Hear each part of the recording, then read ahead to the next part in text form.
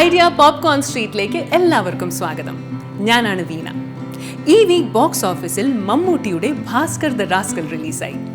Siddique direct ചെയ്ത ഈ സിനിമയിൽ നയൻതാരയാണ് നായിക.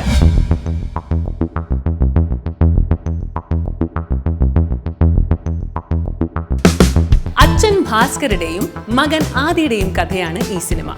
ഒരു സക്സസ്ഫുൾ ബിസിനസ്സുകാരനായ ഭാസ്കർ റാസ്കൽ എന്നാണ് അറിയപ്പെടുന്നത്. അതുകൊണ്ട് തന്നെ അയാൾ ഹാപ്പിയല്ല. അയാളുടെ മുൻശുണ്ടിയും ക്ഷമയില്ലായ്മയുമാണ് അയാൾക്ക് ഈ പേര് കിട്ടാൻ കാരണം.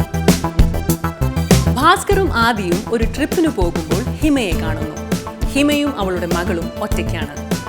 ആദി അവരുമായി വളരെ അടുക്കുന്നു. ഹിമയുടെയും ഭാസ്കരുടെയും പ്രണയം, അവരുടെ ജീവിതത്തിൽ വരുന്ന മാറ്റങ്ങളുമാണ് ഈ സിനിമയുടെ കഥ. മമ്മൂട്ടിയുടെ പുതിയ ലുക്ക് എല്ലാവരുടെയും ശ്രദ്ധ പിടിച്ചുപറ്റി. Nayanthara looks pretty as always.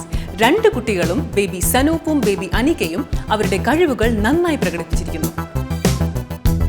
കഥ സിമ്പിളും പ്രഡിക്റ്റബിൾ ആണെങ്കിലും എൻജോയ് ചെയ്യാവുന്നതാണ്. വില്ലനായി JD ചക്രവർത്തി തിളങ്ങുന്നു. സിനിമാറ്റോഗ്രാഫിയും മ്യൂസിക്കും ഈ സിനിമയുടെ പ്രധാന ഘടകങ്ങളാണ്.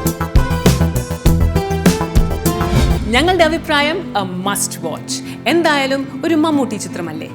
ഞങ്ങൾ ഈ മൂവിക്ക് 5-ൽ 3 പോപ്കോൺസ് കൊടുക്കും.